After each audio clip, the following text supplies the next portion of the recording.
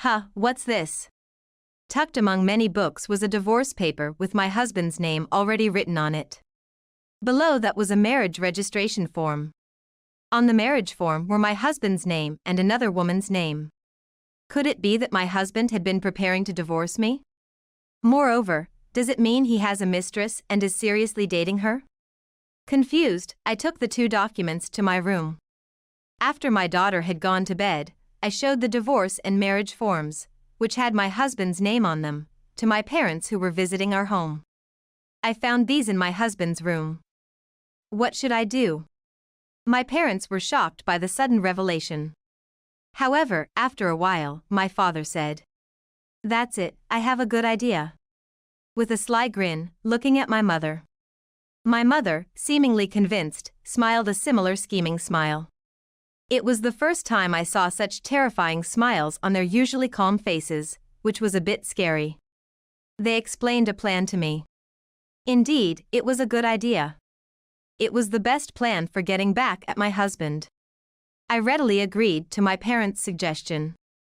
Then, I wrote my name on the divorce paper with a pen that was nearby.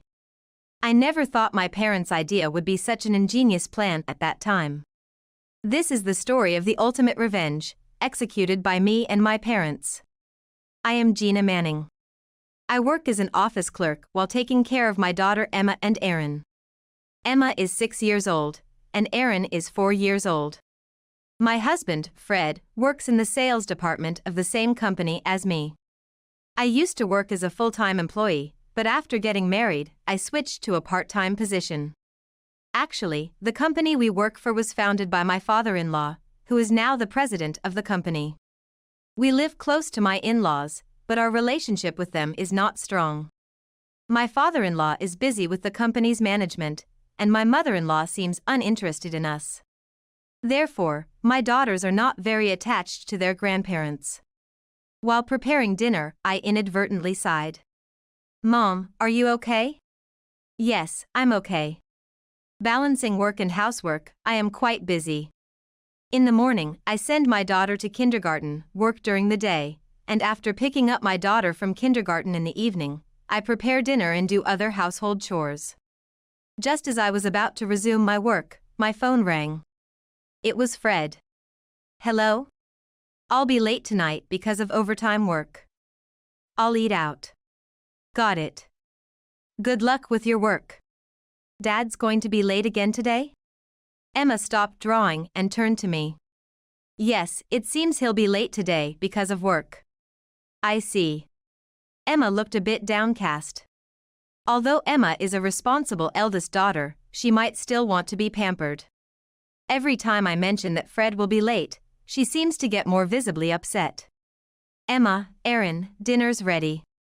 "Okay. Okay." I placed 3 servings of pasta on the table. We said grace together and started eating dinner. Seeing Emma and Aaron happily stuffing their faces with the pasta, I breathed a sigh of relief. Looking at the calendar, there's a red circle around tomorrow's date.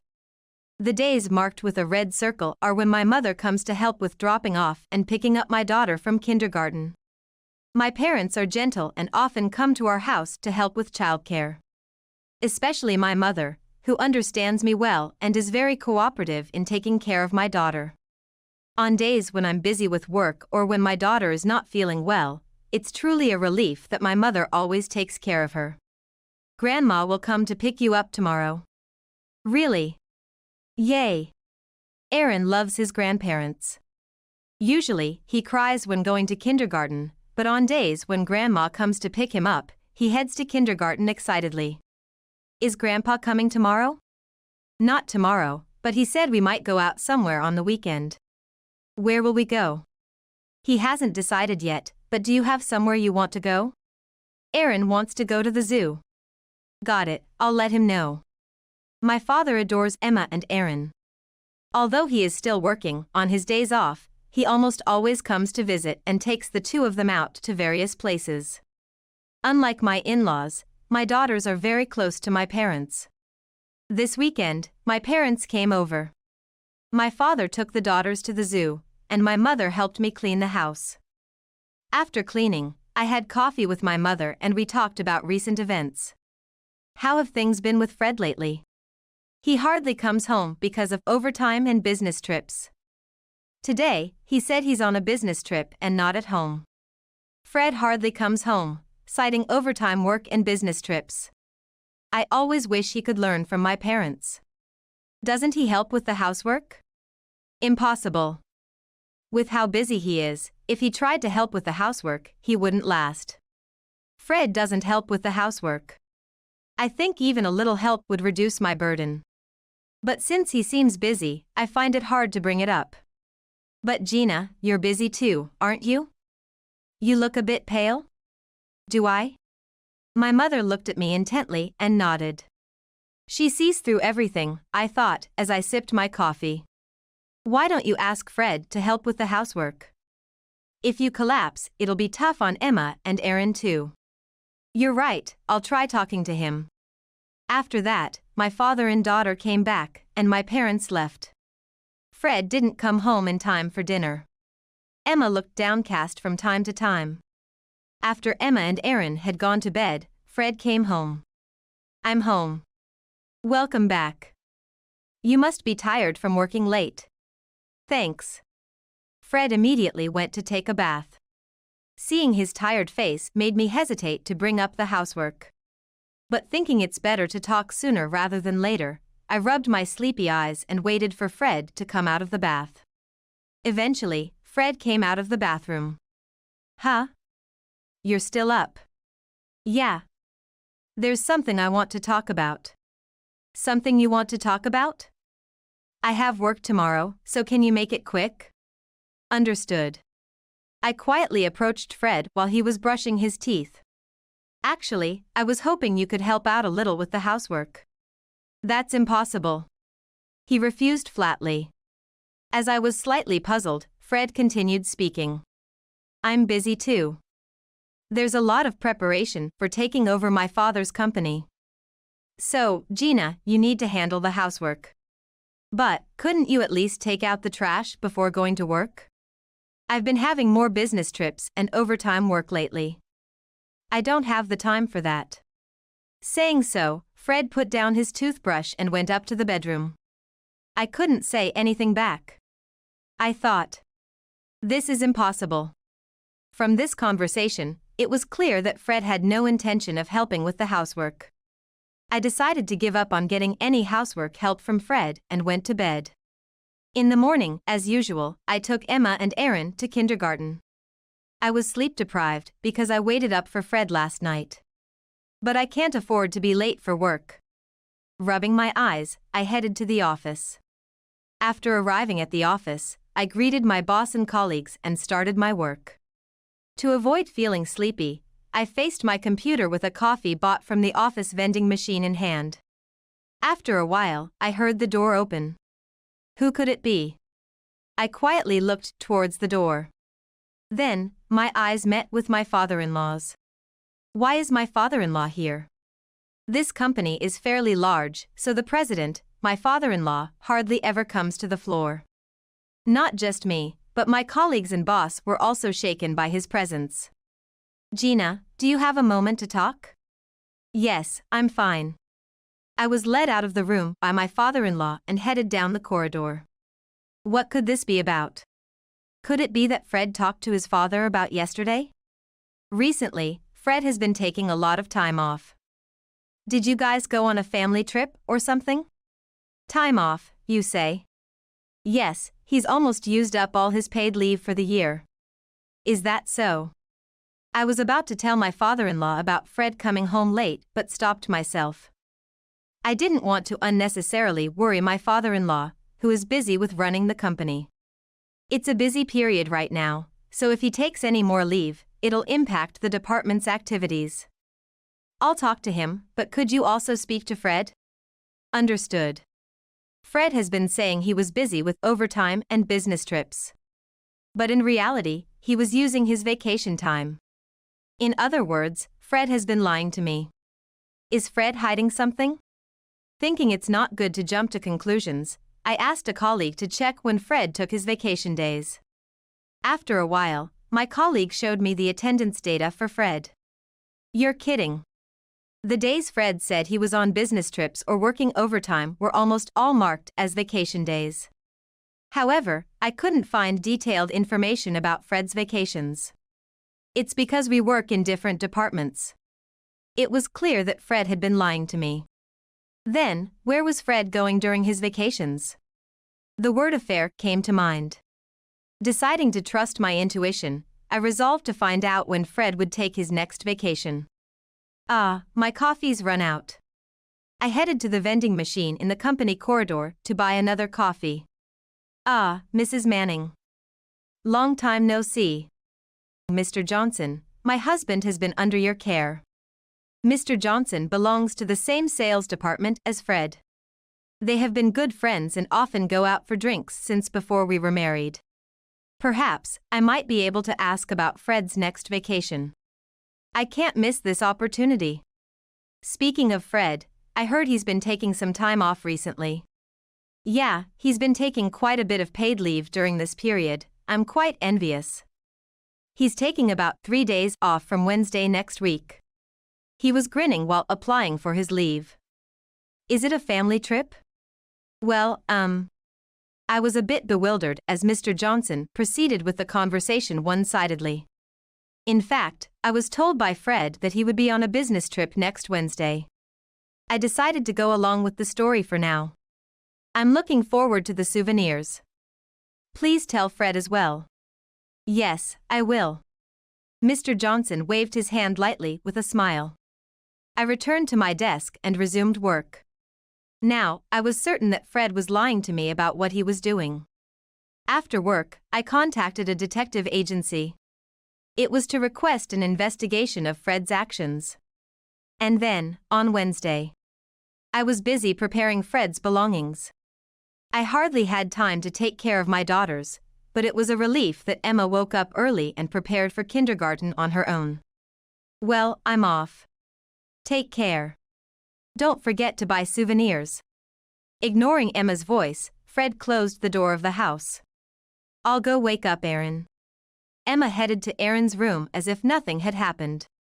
However, unable to forgive Fred for ignoring Emma, I stood frozen in front of the entrance for a while.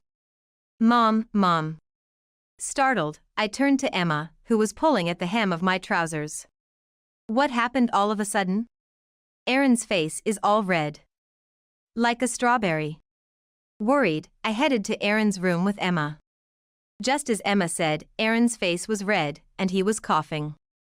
Are you okay, Aaron? Cough. Mom, my throat hurts. I was surprised to see him struggling like this when he was fine until yesterday.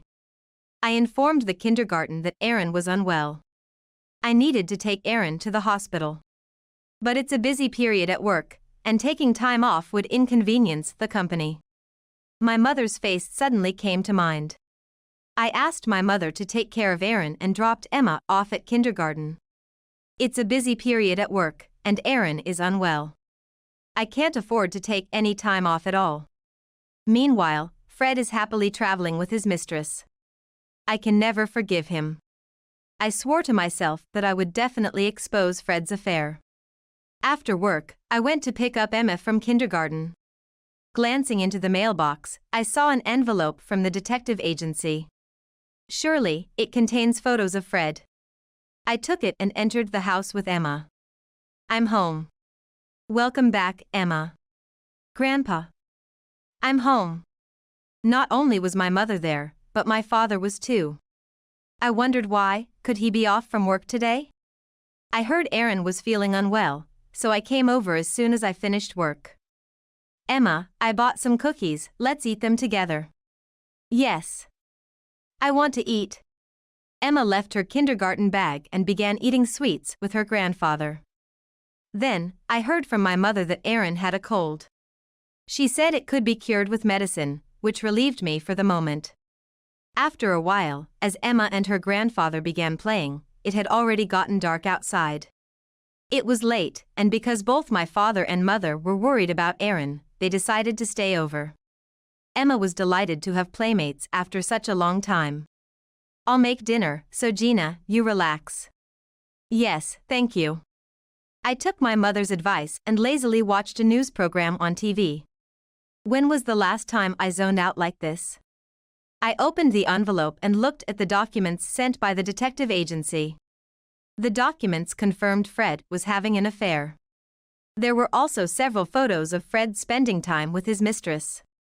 In the photos, Fred was walking through the downtown area arm in arm with the mistress and entering a hotel. The other woman appeared to be in her 20s. She had bright brown hair and was dressed in fashionable clothes.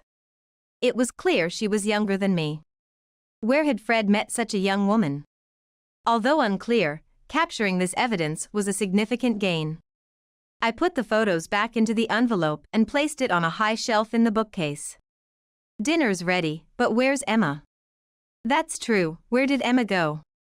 I had been so focused on the photos that I hadn't paid any attention to Emma. Since my father was also missing, they must be playing somewhere. I went to look for Emma and my father on the second floor. The door to Fred's room was the only one open.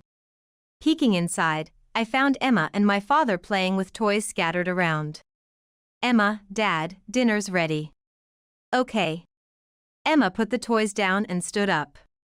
That's when I suddenly remembered the homework assignment Emma had received from her kindergarten teacher. By the way, Emma, did you finish the alphabet worksheet you got from kindergarten today? Oh, I forgot. How many times have I told you to do your homework before playing? Sorry. Now, Gina, don't be too harsh. My father soothed Emma and took her to the living room to do her homework, while my mother and I decided to clean up the mess in Fred's room that Emma had made. Glancing at Fred's desk, I noticed it was also quite messy. Thinking this was a good opportunity to tidy up, I decided to clean the desk after putting away the toys. What's this? Tucked among many books was a divorce paper with Fred's name already written on it. Below that was a marriage registration form. On the marriage form were Fred's name and another woman's name. Could it be that Fred had been preparing to divorce me? Moreover, does it mean he has a mistress and is seriously dating her? This could be vital evidence to expose the affair, I thought, taking the two documents to my room. After Emma and Aaron had gone to bed, I showed the divorce and marriage forms, which had Fred's name on them, to my parents. They were shocked, but I also showed them the photos sent by the detective agency. Fred has been having an affair. Unforgivable, with Gina going through so much. But I'm torn about what to do with this divorce paper. Actually, I have a good idea. Father smirked and looked at my mother. My mother, seemingly convinced, smiled a similar scheming smile. Seeing my usually calm parents showing such a terrifying smile for the first time was a little scary. First, let's submit this divorce paper and marriage registration form. Is it really okay to do something like that on our own? It's fine. All the places Fred needed to sign are already filled out. You just need to write your name. Although my mother spoke in a calm tone, what she proposed was quite shocking. The difference between her expression and her words made me shiver a little. And I'll go and pay them a visit. A visit. My parents explained a certain plan to me. Indeed, it was a good idea. It was the best plan to get back at Fred. I readily agreed to my parents' suggestion. Immediately, I wrote my name on the divorce paper with a pen that was nearby. The next day, my mother and I submitted the divorce and marriage registration forms to the city hall. I was really looking forward to Fred coming back. While Fred was away, I busied myself with tidying up the house. On the Friday that Fred was supposed to return, I put the kids to bed and waited for Fred's return with my parents, stretching my neck in anticipation. I'm home. Why are father and mother here? Welcome back, Fred. Please have a seat for now. Fred sat down in a nearby chair, bewildered. He couldn't meet my father's eyes, his gaze darting everywhere. Fred, about the divorce and marriage registration forms found in your room, I've submitted them. What? What do you mean? Your name was already on them, so I thought it'd be best to submit them. Of course, I wrote my name on the divorce paper before submitting it. Don't mess around. How could you submit it without asking? Fred started yelling as if he had turned into a different person. He had been trembling in front of my parents until just a moment ago, but now he seemed not to care about that at all. The one who should be saying, "Don't mess around," is us. My father raised his voice, though it remained low. Fred looked at him, his eyes wide. "You've been having an affair, haven't you?" "We know everything." "I haven't had an affair." Fred stuttered and shook his head. My mother reached for an envelope on the edge of the desk. "We have proof." Saying so, my mother scattered the photos sent by the detective agency. Fred's face turned pale instantly. This is. Even now, you're going to deny the affair?" "I'm sorry." "So, you admit to the affair?" "Yes." "We'll need you to take responsibility, which means you'll have to pay compensation." Then, we discussed the compensation. Fred agreed to give up the house, half of his assets, and pay child support for our daughters. "Since this house is mine now, you need to leave immediately." Fred, looking displeased, gathered his belongings. "I'd rather leave than be with you all. I'll live with my mistress." With those parting words, Fred left the house. After that, I quit my job and found a new one, to eliminate any connection with Fred. Then, I sold the house and moved back to my parents' home. Living at my parents', I balanced work and childcare with their help. The daughters, who love their grandparents, seemed happy to spend time at their grandparents' house. About a month later, one day, I went to pick up my daughters from kindergarten. Both of them were excitedly talking about what happened at kindergarten. "Mom, I need to go to the bathroom." "Me too." I took them to the public restroom at the nearby park. While waiting for their return, someone tapped me on the shoulder. Turning around, I was faced with a completely changed Fred. He had grown a beard, and his hair was unkempt. "Fred, why are you here? And what are you doing?" "Because of you, I was fired from the company." "What are you going to do about that?" "Huh? That's not my problem." According to Fred, his mistress was extravagant with money, and he had a hard time managing finances. Lacking money, Fred was persuaded by his mistress to embezzle company funds, which was discovered by my father-in-law, resulting in his dismissal.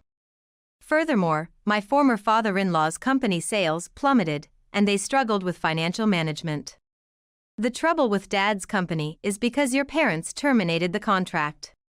Indeed, my father, who runs his own company, had a business partnership with my former father-in-law's company. Following my divorce, my father thoroughly re-examined the former father-in-law's company, found suspicious transactions, and decided to end the partnership. And I heard from my father that my former father-in-law was planning to close his company. Is he trying to blame me for that? Because of you, my life is in ruins now. Due to his mistress, Fred couldn't pay rent and now lives at his parents' home. Naturally, he is constantly monitored by my former mother-in-law and lectured daily. His mistress continually blames him, asking why they have to live like this when she was supposed to become a president's wife. I've finally realized that I was happy because you were there. Please, can we start over? Of course, I refused. Then, Emma and Aaron returned from the bathroom. Emma, Aaron. It's been a while. Dad? Why are you here? Aaron, he's not our dad anymore. Because he married someone else. Oh, so we shouldn't be with Dad anymore? Yeah, let's go home, Mom. Emma, Aaron, wait. I had already informed Emma and Aaron about the divorce, and upon Emma's inquiry, I explained the reasons for the divorce as best as I could. As a result, Emma quickly grew to dislike Fred. Oh, there you are, Fred. We thought you sneaked out to see Gina. Dad, Mom. You're already causing enough trouble at home, don't bother us any further. Then my former in-laws started lecturing him. My daughters and I just stood there watching them, dumbfounded. Gina, I'm sorry. We'll make sure Fred doesn't bother you anymore. After that, I no longer had any contact with Fred. My former father-in-law's company went bankrupt, and Fred and my former in-laws earned a bad reputation within the industry. Forced into a life of part-time jobs, Fred and my former in-laws are reaping what they sowed. While I have no sympathy for them, I'm currently learning business management from my father. Mom, I'm home. Welcome back. Emma has entered elementary school and is enjoying her new school life. I hope to continue living a happy life with my daughters, cherishing every day.